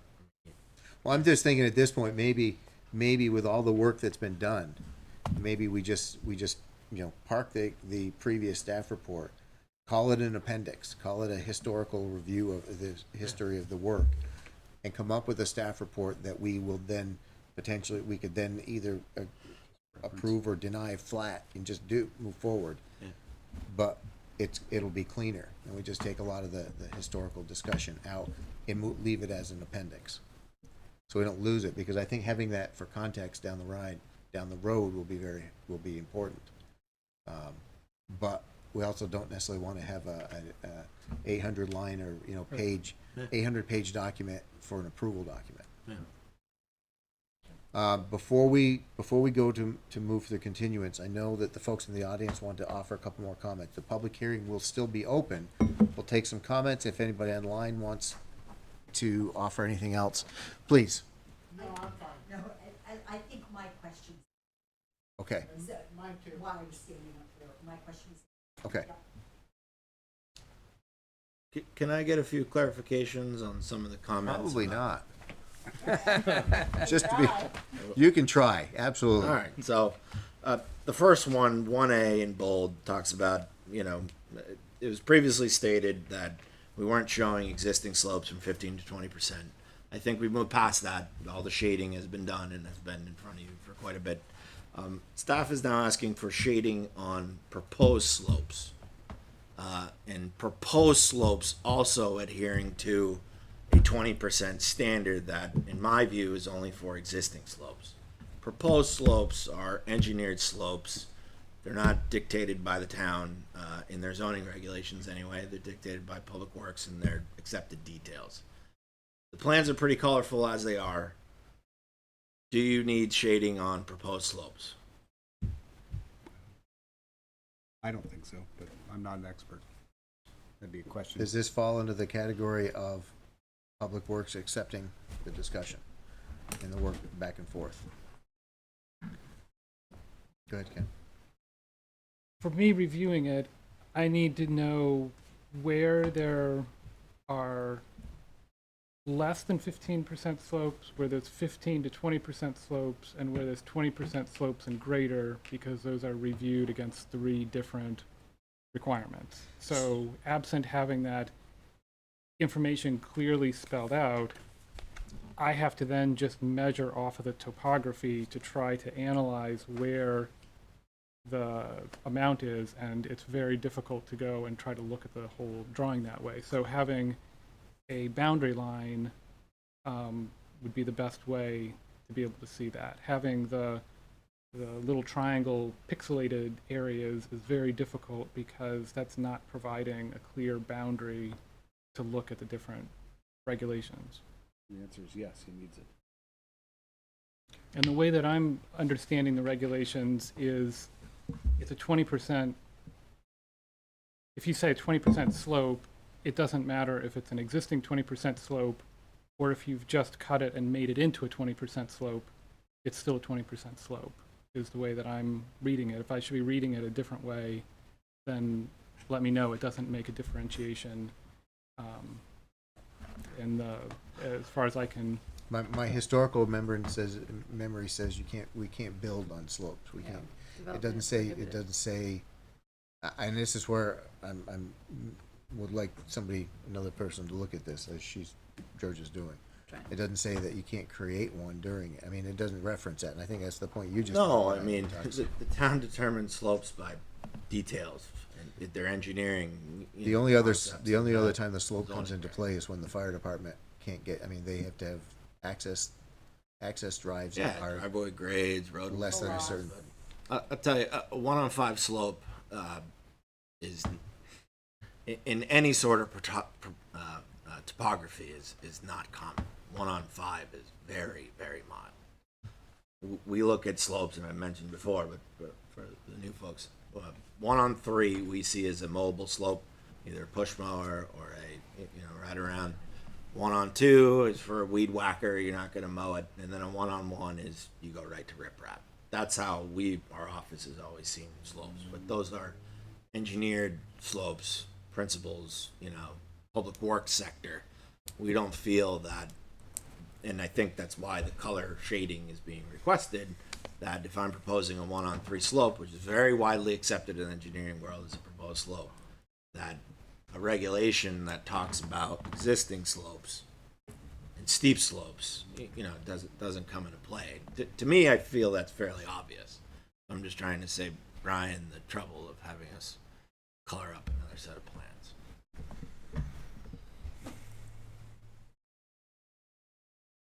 You folks have seen a lot of plans from our office.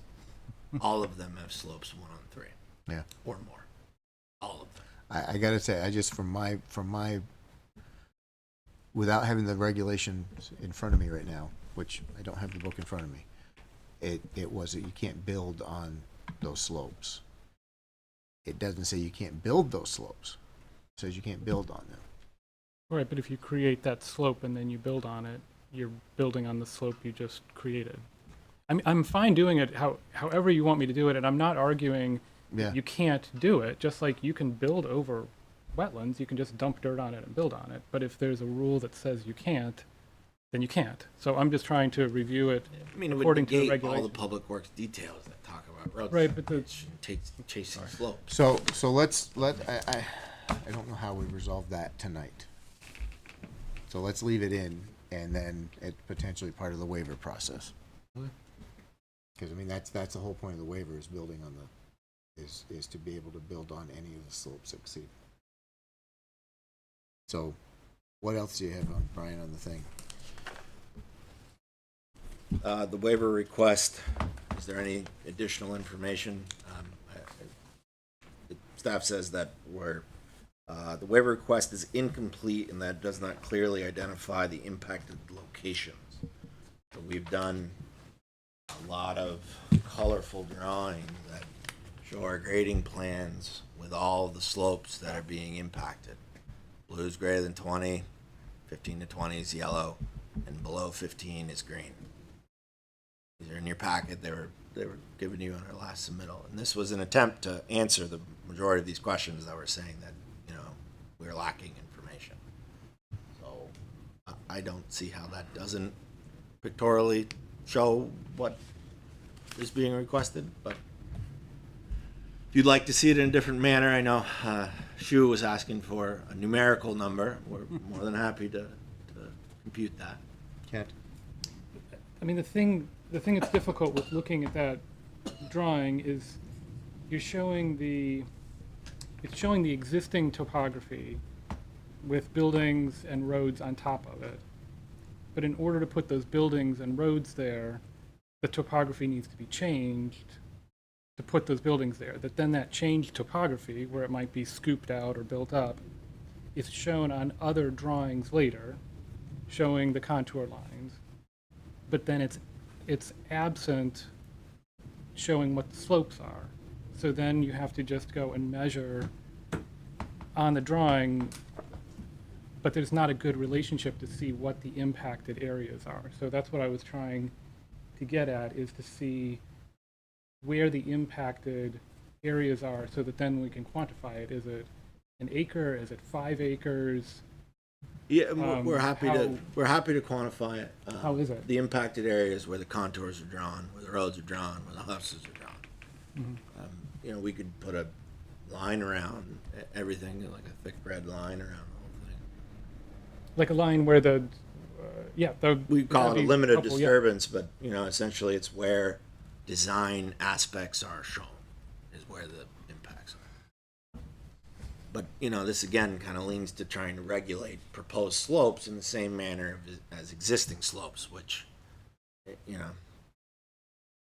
Let's look at let's do a takeaway and let's look at the previous waivers done for Pinewood.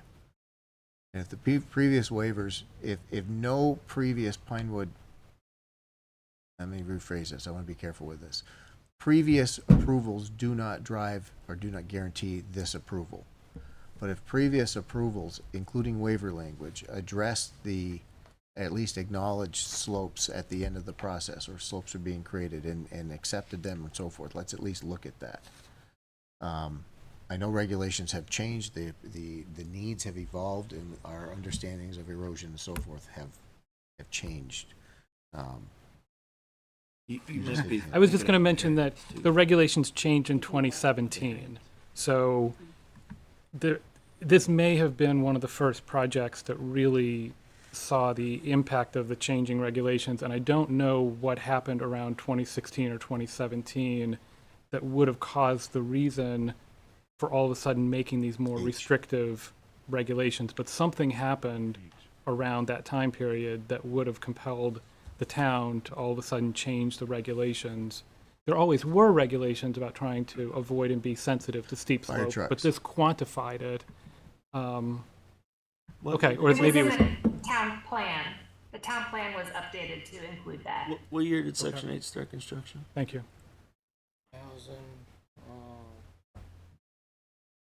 2006. Around 2008 was the first home. Okay, let's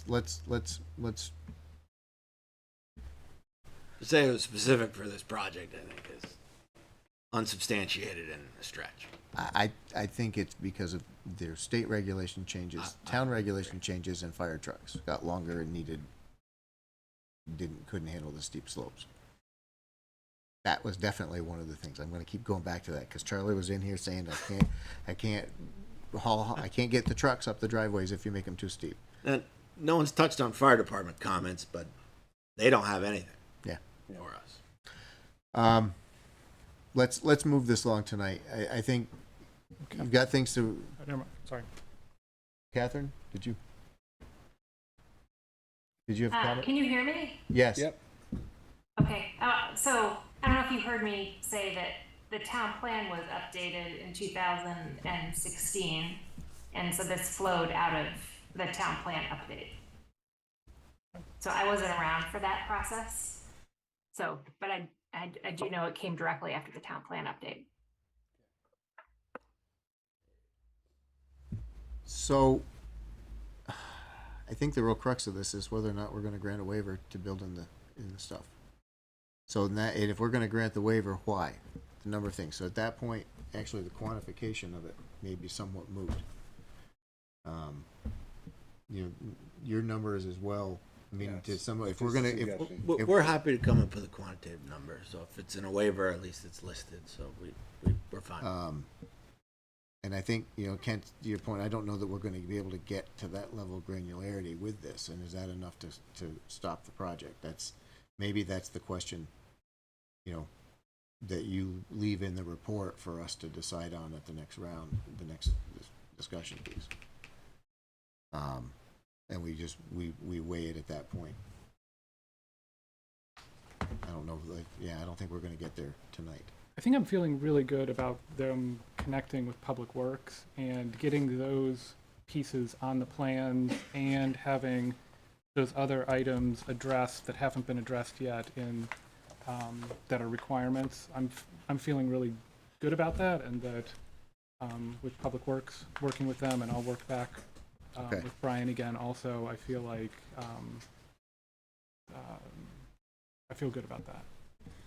Everybody feels good about that. Yeah, Let's stop there. We'd Let's stop there, okay? We'd like to come back with you with an erosion control plan they've signed off on. We'd like to come back with you addressing their other comments, because those weren't the only ones, right? We'd like to come back with you addressing Hamlin's comments. So all the engineering aspects have been done. We'd like to come back with you, with an approvable plan. Yeah.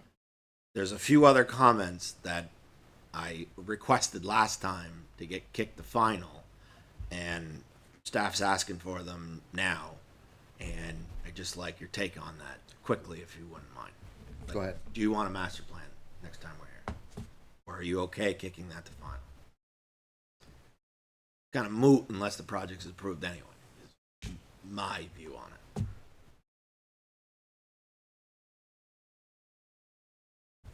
I personally would be okay with making a condition of final. Because there's not gonna be a whole lot left to do. The master plan is gonna be somewhat moot, again, it's gonna be somewhat moot if All done. it's all done. Thank you. That's me, though, that's not. I'm ditto to what Dustin just said. I agree with that too. Okay. Do you need declarations at preliminary, or okay, reviewing those by the town attorney at final? I don't The think so, homeowners, just ask. the homeowners documents, the legal homeowners documents. What's our normal request process? Is that for final or is that for review for preliminary? It makes sense to me to have it at final, because It'd if be they moot again. deny it and they had to Right. pay to have it done. That's, yeah. Kent? My understanding from the checklist is that we'd look for having draft language at the preliminary stage and then the final language at the final. So unsigned. But we'd have a sense of what they're talking about in preliminary. So yeah, To it would what be purpose? unsigned. What we'd purpose? have Unsigned. a draft But draft they would level. you still have to hire an attorney to get them done. What, Oh, okay. okay, I'm curious as to if we're not having, if it's a draft and it's not there, what, if we were to put in a condition in preliminary that the documentation be fully vetted and approved by the town attorney prior to submission of final, would that? That's usually at final. All legal docs resulting from this approval will be approved by the town Easements, attorney. you know. Yeah. So it looks like our checklist is asking for it at preliminary, The draft level. and definitely a condition. Would it suffice and this would be all three of you, I guess, involved in this, would it suffice if there was a stipulation in the preliminary or a statement from the applicant stating that it would be part of the final, it would be deferred to final? I mean, you can ask for a draft, but I mean, what's a draft document that's not signed? Where, I'm out of my depth right now, but what is the purpose of having the draft if it's not gonna be a signed document? And what is the purpose of having it there for review by staff if it's not gonna go to our attorney for review? Who does the sign off on that? I'm in favor of final. I think maybe we need to have a interdepartmental meeting about our checklist, maybe, changing it, getting it off prelim. Yeah, I mean, I'm only asking because it's on the Maybe- checklist. Then that's Maybe- rightfully so, Maybe rightfully it's so. never come up because this has been a tough application, and we still don't, I'll speak for myself, still not sure which way it's going. But as I said, you have to hire an attorney to draft it up, and If all legal document is done as part of final, then I would include this as part of final from my perspective and not make it a requirement for preliminary.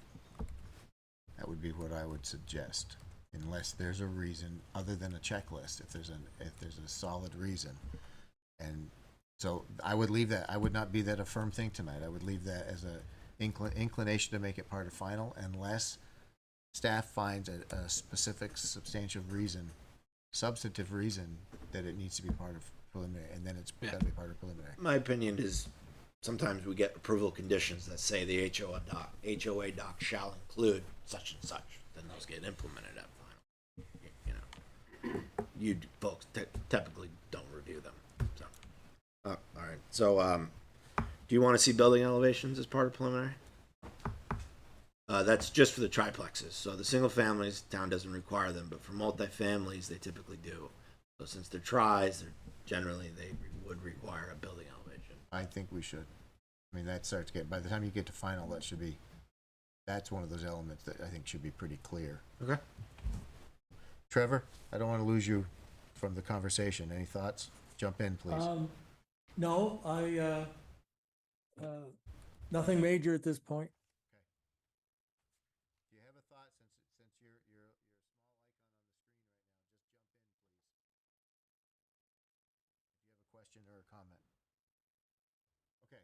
Is that it? The last one was pertaining to labeling setbacks, and we're more than happy to do that. Okay.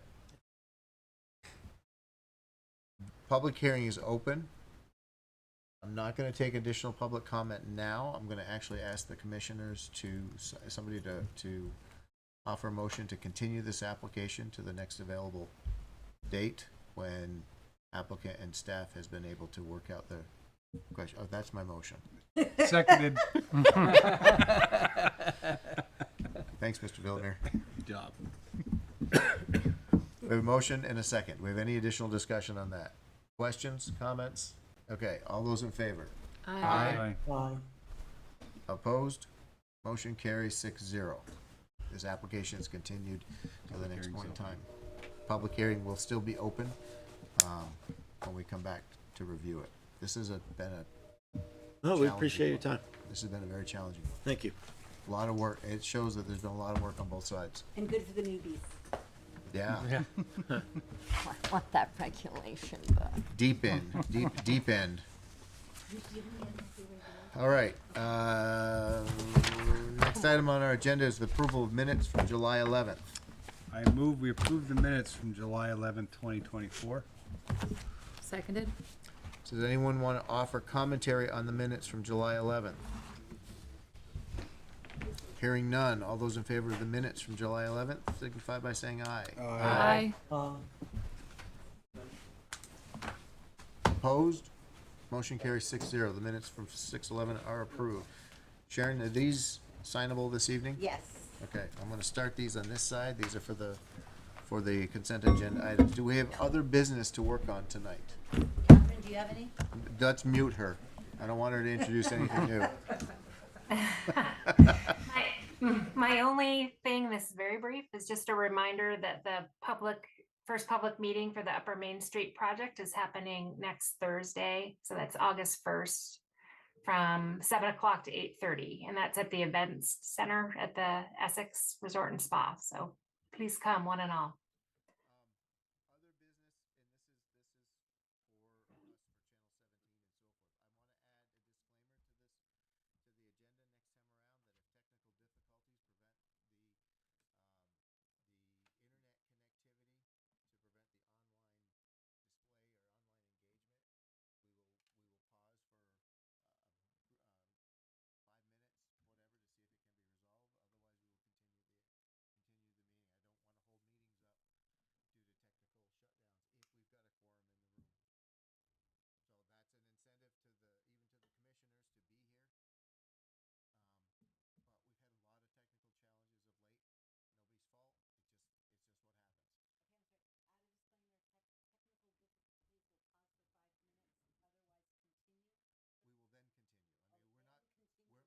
We'll try to fix it. But if we lose connection, if we lose the